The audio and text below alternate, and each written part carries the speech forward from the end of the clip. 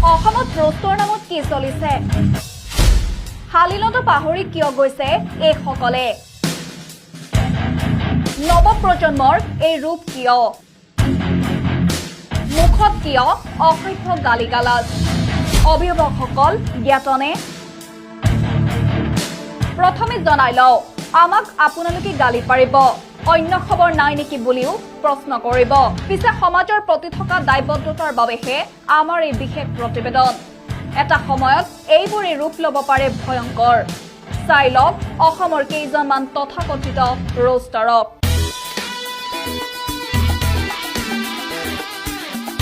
নাম টেঙা নিদিবা থাম্বনেইল নকওঁ নিজেই পঢ়ি লওক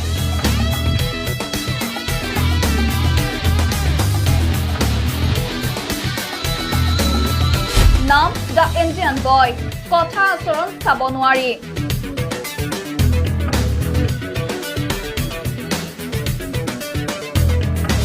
এইজন আকৌ মিষ্টাৰ ৰাজা ভিডিঅ' থাম্বনেইল চাবই নোৱাৰি ভিউৱাৰ্ছৰ বাবে অশ্লীলতাকো চেৰ পেলালে মিষ্টাৰ ৰাজাই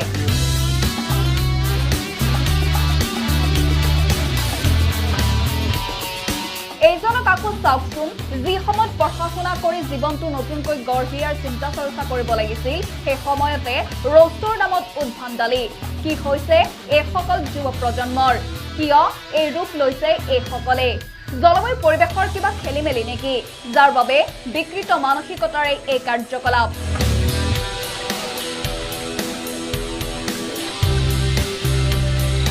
এইজন বিকাশ আমিন কি কৈছে কি থাম্বনেইল লগাইছে এইবোৰ দেখাৰ পিছত প্ৰশ্ন হৈছে অভিভাৱকসকলে জ্ঞাতনে এই ভিডিঅ'ৰ কথা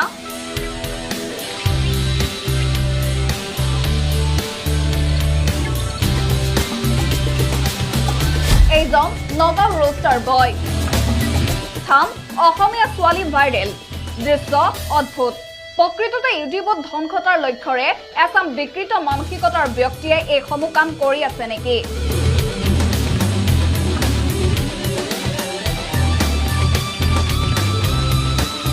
হয়তো ৰাজ্যৰ বহু লোকে এইসকলক চিনি নাপায় বা পাব লাগে বুলিও নাভাবে